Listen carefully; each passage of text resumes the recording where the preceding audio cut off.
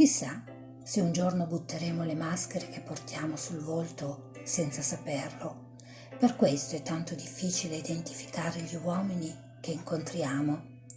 Forse fra i tanti, fra i milioni, c'è quello in cui viso e maschera coincidono e lui solo potrebbe dirci la parola che attendiamo da sempre. Ma è probabile che egli stesso non sappia il suo privilegio.